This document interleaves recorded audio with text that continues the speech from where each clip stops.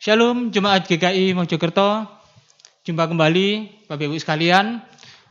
Pada kesempatan hari ini kita akan melakukan PA secara online. Dan di tengah pandemi ini saya harapkan Bapak Ibu tetap dalam kondisi sehat dan tetap punya semangat bahwa Tuhan Yesus masih beserta dengan kita sampai dengan hari ini. Dan dalam PA online ini saya akan didampingi oleh Pendeta Samuel Dian Pramana serta Ibu Lisya. Biarlah dalam PA ini kita akan bincang-bincang terkait firman Tuhan. Dan sebelum kita mulai, mari kita berdoa bersama. Tuhan Allah Bapa kami bertahta dalam kerajaan surga. Terima kasih Yesus bahwa sampai dengan hari ini Engkau masih berkati dan sertai kami anak-anak-Mu. Pimpin kami ya Bapa dalam kami untuk membicarakan firman-Mu lewat PA online ini Bapa. Biarlah apa yang kami bincang-bincangkan ini boleh menjadi berkat bagi jemaat-Mu GKI Mojokerto. Kami serahkan ya Bapa PA online kami ini dari awal pertengahan hingga akhirnya hanya ke dalam tangan penyertaan Tuhan kami Yesus Kristus. Amin. Ya, pemahaman Alkitab pada saat ini akan diambil dari Matius 4 ayat 18 sampai dengan 22. Dengan mengambil tema menjadi penjala manusia. Kita semua tahu bahwa Yesus datang ke dunia dengan sebuah misi yang besar. Tapi banyak orang Kristen berkata bahwa Yesus datang ke dunia untuk mati dan menyelamatkan orang berdosa. Itu tidak salah. Tapi ada misi yang lebih besar lagi. Itu hanya bagian daripada misi Tuhan. Sedikitnya menyinggung misi utama Yesus bahwa misi berkaitan dengan kerajaan Allah. Atau lebih tepatnya, Yesus datang untuk menghadirkan kerajaan Allah di bumi ini. Melalui karyanya, Matius 12 ayat 28 berbunyi, dan puncaknya melalui kematiannya, Yesus mengalahkan iblis dan menghadirkan kerajaan Allah di muka bumi ini. Tetapi jika aku mengusir setan dengan kuasa roh Allah, maka sesungguhnya kerajaan Allah sudah datang kepadamu. Demikian bagian daripada misi besar Yesus datang ke dunia. Selanjutnya kami serahkan kepada Bapak Pendeta Samuel. Ya, jemaat yang dikasihi Tuhan Yesus Kristus, yang tadi disampaikan oleh Bu Lis, bahwa kita bersama akan menggali kembali sebenarnya apa misi Yesus datang ke dalam dunia dan apa yang dia kerjakan. Kalau tadi dikatakan dari Matius 4 ayat 18 sampai dengan 22, mari kita baca terlebih dahulu Matius 4 ayat 18 sampai dengan 22. Oleh LAI diberikan judul Yesus memanggil murid-murid yang pertama.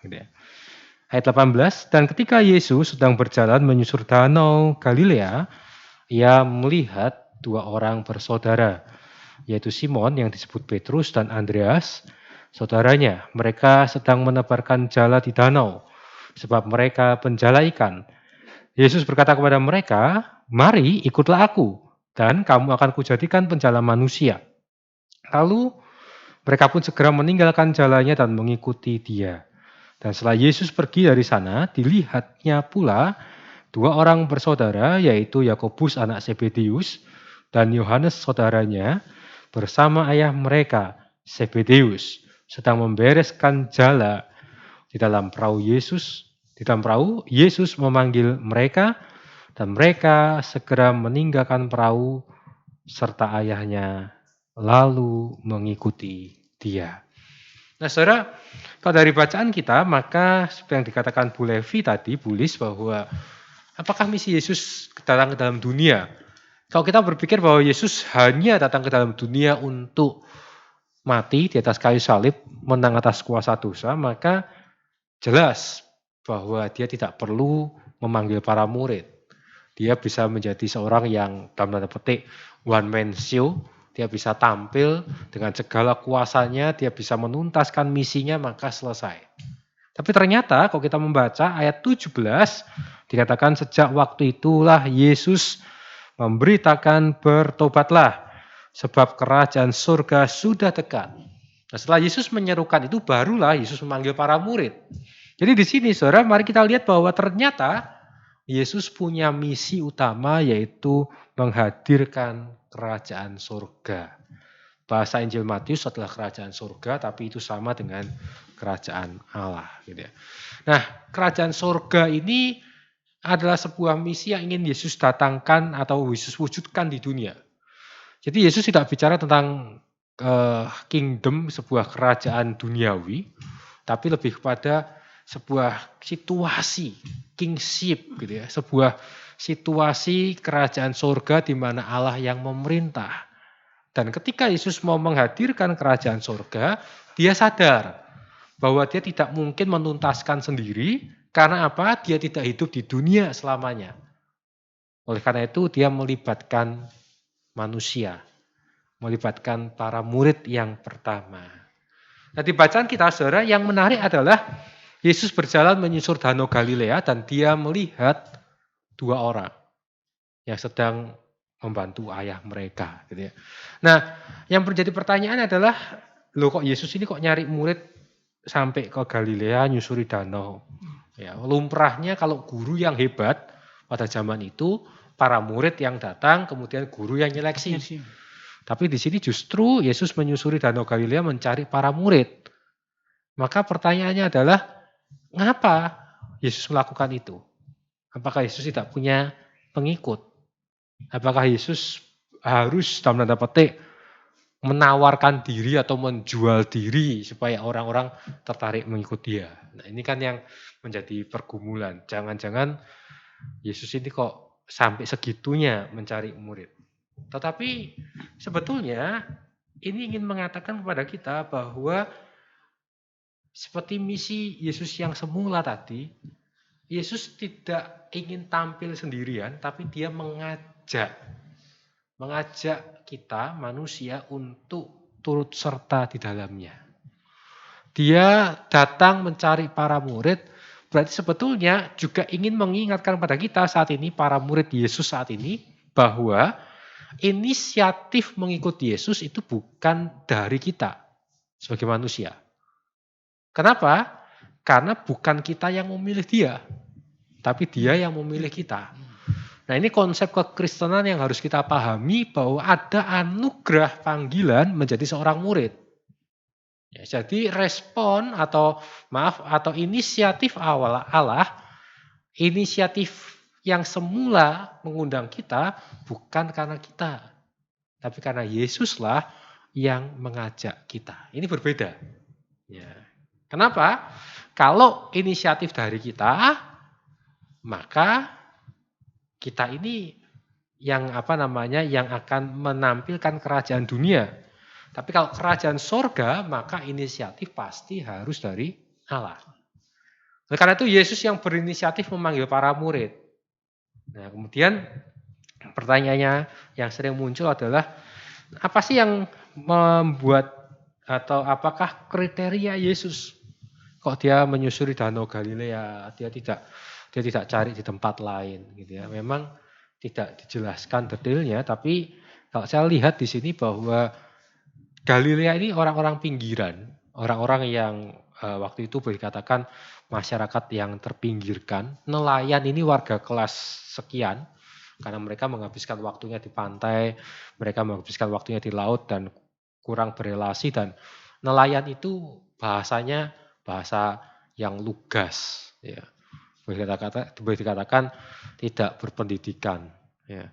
Kenapa Yesus tidak mencari di bait Allah? Ya, dia seharusnya bisa memulai misinya dari Yerusalem, tapi Yesus justru memulai dari Galilea. Kenapa?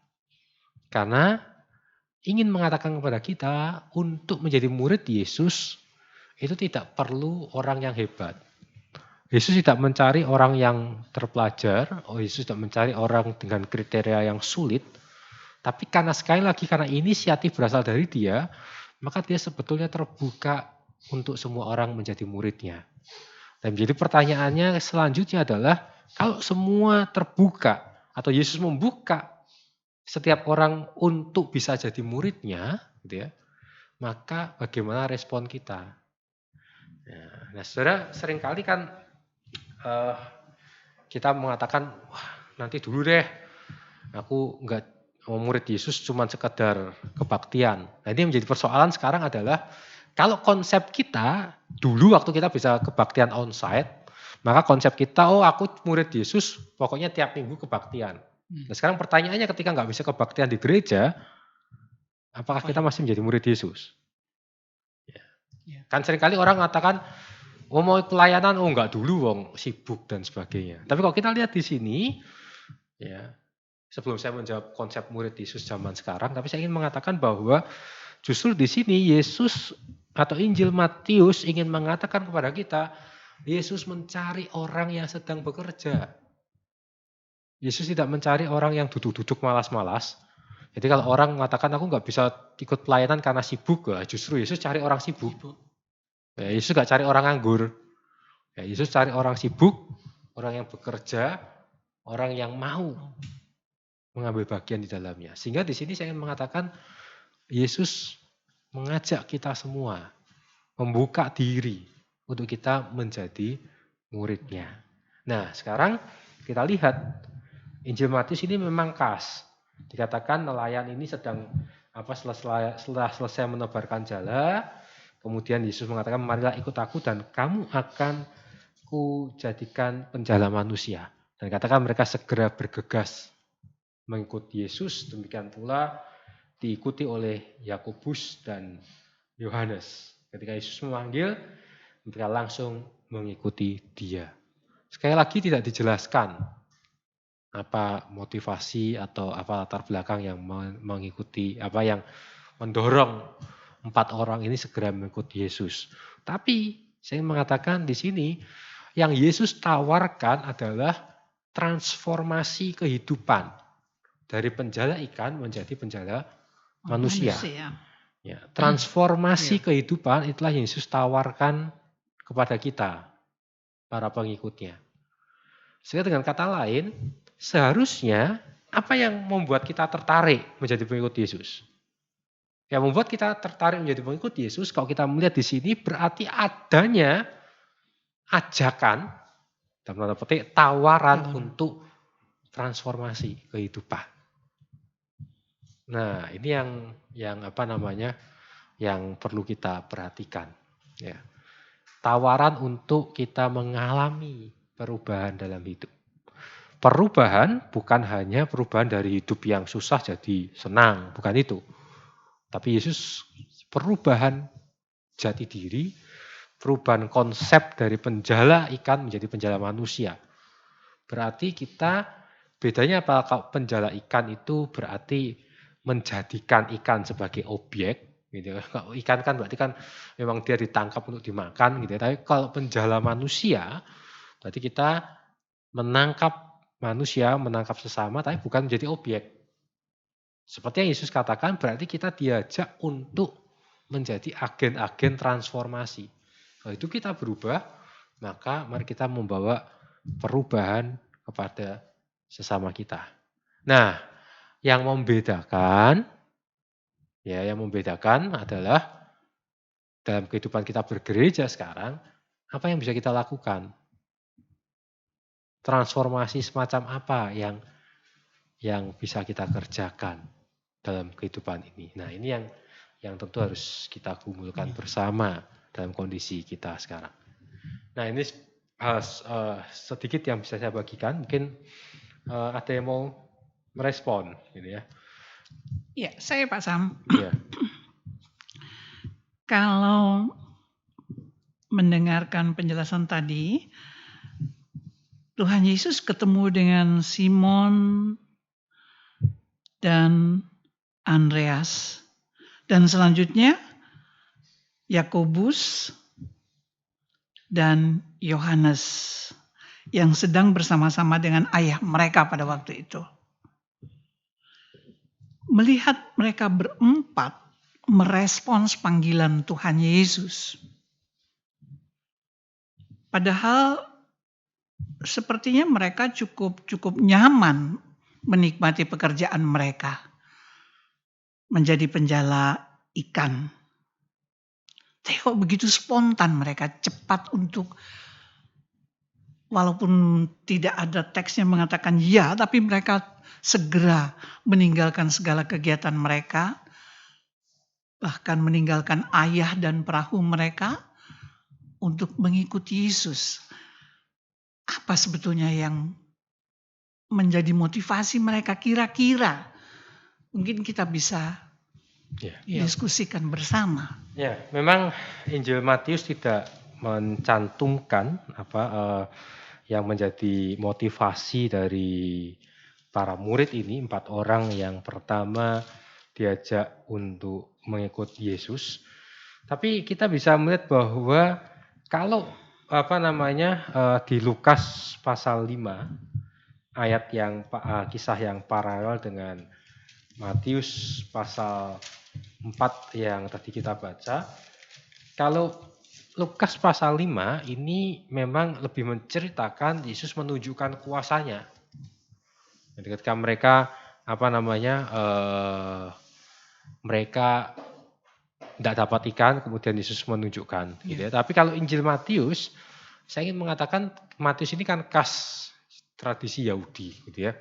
Nah, saya ingin mengatakan bahwa Matius ini menggambarkan ketika Yesus memanggil, maka di situ ada otoritas Allah. Otoritas Allah dalam arti Matius ingin menampilkan figur Yesus sebagai figur yang memang punya kuasa sehingga membuat orang itu tertarik untuk mengikut. Dengan kata lain, kalau konsep yang saya katakan tadi ada konsep pemilihan melalui Allah, maka sebetulnya ketika seorang sudah mengalami perjumpaan dengan Yesus, maka dia tidak ada alasan untuk menolak. Ya, kalau seorang masih boleh katakan masih menunda-nunda untuk menjadi penjala manusia, bisa jadi dia belum mengalami perjumpaan dengan Yesus. Tetapi kalau saya mengatakan Matius ingin menampilkan seorang yang sudah berjumpa dengan Yesus, maka tidak ada alasan untuk mereka bisa menolak. Tapi justru kita di sini belajar, kalau dari bacaan ini, ada otoritas Allah. Dan kemudian di sisi lain kita sebagai manusia, mari kita diajak untuk segera merespon panggilan untuk menghadirkan kerajaan Allah. Jadi justru ini juga menjadi sisi di mana kita melihat bahwa peran kita sebagai manusia.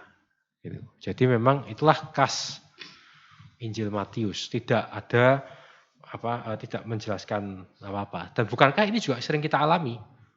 Dalam arti ada peristiwa-peristiwa dalam kehidupan kita yang tidak bisa kita jelaskan, yang akhirnya kita bisa mengakui disitulah kedaulatan Allah, disitulah kita berjumpa dengan Tuhan. Itulah kehidupan kita kan begitu. Dan bukankah setiap peristiwa tidak selalu harus dijelaskan secara akal manusia, gitu. Ada misteri-misteri di dalamnya. Gitu. Ini Pak Sam, kalau lihat dari ayat tadi kan bahwa pernyataan ini saya tanyakan gini Pak Sam. Jadi dari firman tadi bahwa pernyataan bahwa Simon, Petrus dan Andreas itu rela meninggalkan jala yang dalam hal ini adalah profesinya dia, ya kan Pak Sam, dan mengikut Kristus. Jadi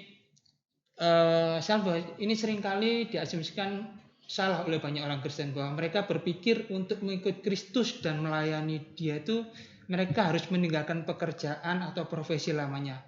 Itu apakah harus demikian, Pak Sam ya? Oke.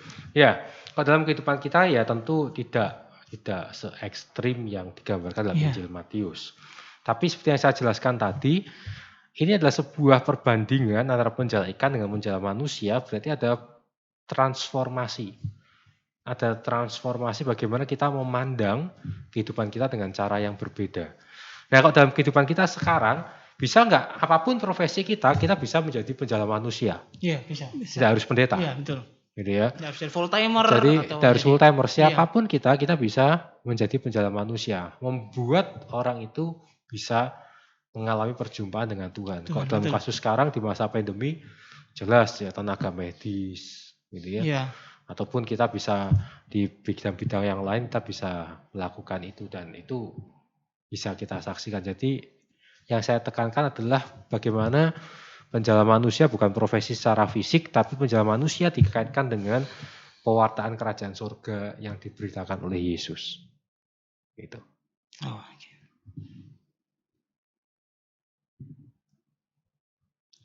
Ada lagi boleh Vi? Mungkin? Dapatkah Pak Pendeta kalau dikatakan bahwa penjala manusia itu bukan berarti seperti kalau kita mencari ikan, tapi dengan sikap hidup kita yang menjadi teladan bagi orang lain, itu bisakah disebut dengan menjala manusia? Karena pada akhirnya kan yang kita harapkan dia bisa melihat bagaimana kehidupan Kristus atau siapa Kristus yang sebenarnya melalui kehidupan kita. Ya, oke. Nah, penjala manusia bisa nggak melalui teladan hidup? Iya, itu yang pasti. Gitu ya.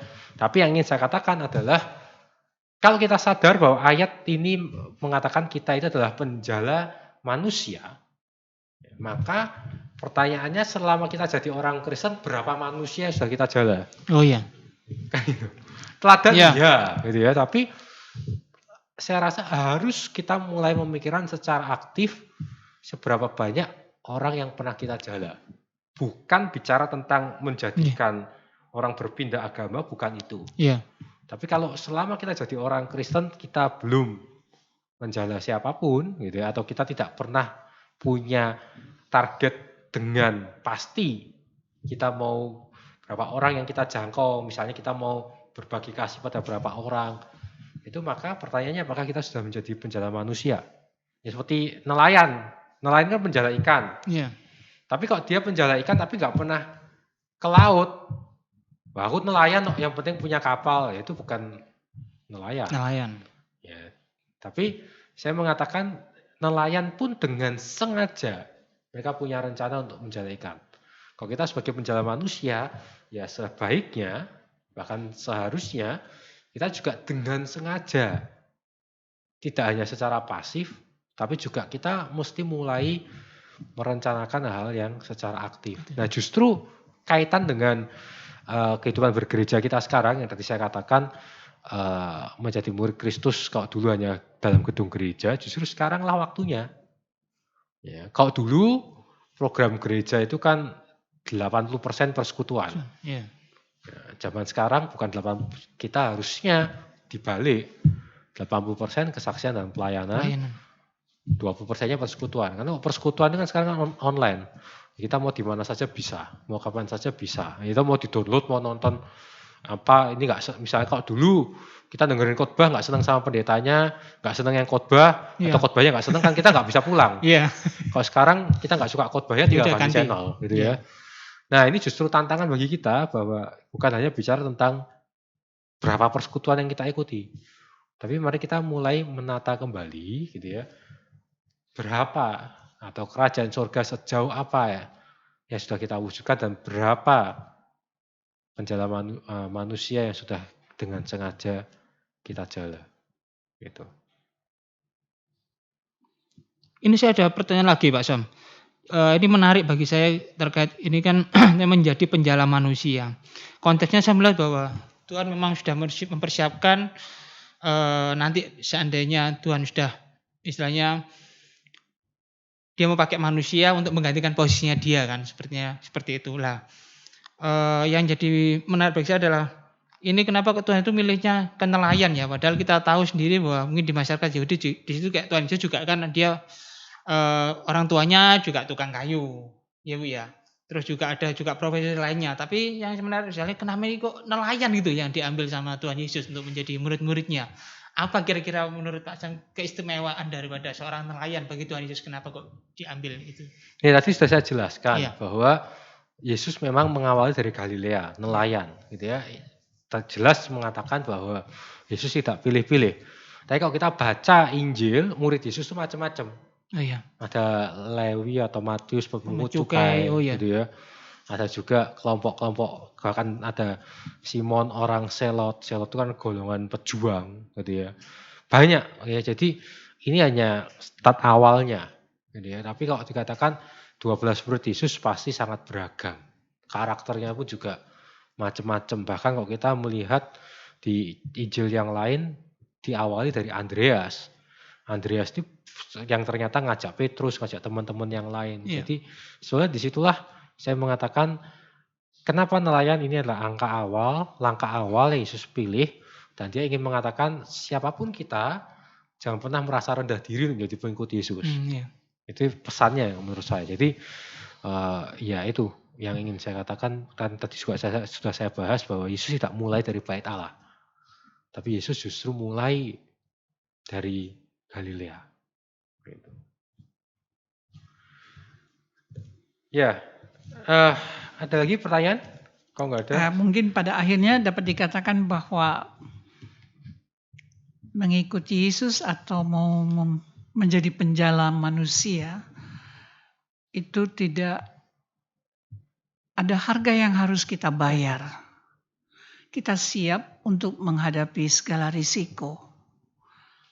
Sebagai orang percaya yang merasa bahwa sudah diberi anugerah Tuhan, bahkan Tuhan Yesus datang sendiri ke dunia untuk mati dan menebus dosa kita.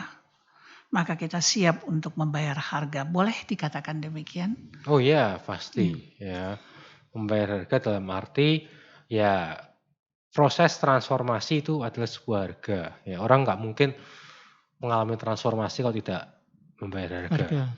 Harga dalam arti ada konsekuensi di dalamnya, gitu ya. Kalau ayat-ayat selanjutnya, bagian-bagian selanjutnya kan Yesus selalu justru memberitakan penderitaan, bahkan 3 langkah yang sangat terkenal yaitu menyangkal diri, memikul salib, mengikut Dia. Itu kan sebuah hal yang Yesus tekankan. Ya konteksnya pasti bayar harga, karena Yesus pun Bayar harga. juga membayar harga dengan pengorbanan di atas kayu salib. Iya. Gitu. Ya. Ya. Kalau cukup berarti saya ingin menutup dengan sebuah pernyataan bahwa mari kita ingat kembali Yesus memilih para murid. Iya. Jadi sejak awal dia berinisiatif dan kemudian misinya dia tidak sendirian. Karena kerajaan surga tidak mungkin diwujudkan hanya oleh satu orang. Bahkan sampai hari ini pun juga ada orang yang masih tidak menerima Yesus. Gitu ya. Demikian pula dalam kehidupan kita, kalau kita mau menghadirkan kerajaan Allah tidak bisa kita sendirian. Kita butuh orang lain, dan lebih dari itu kalau kita sebagai pengikut Yesus, otoritas pasti di tangan Tuhan. Mari kita kembali merenungkan, kembali kita menilai dalam diri kita, sudahkah kita merespon panggilan Tuhan? Sudahkah kita menjadi penjala manusia? Atau jangan-jangan kita ngaku penjala manusia tapi nggak pernah menjala manusia, gitu ya. Itu yang tentu menjadi perenungan kita. Ya. Terima kasih. Sama-sama. Terima kasih Pak Sam. Demikian apa yang sudah kita dengarkan bersama penjelasan dari Bapak Pendeta Samuel Dian Pramana dari bacaan Matius 4 ayat 18 sampai 22 dengan tema menjala manusia.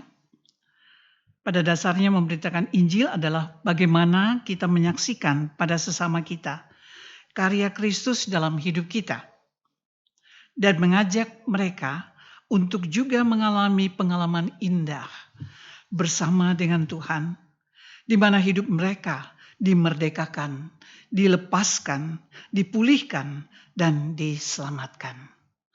Tuhan memberkati. Pak Nanang bisa tutup dalam doa. Mari kita berdoa.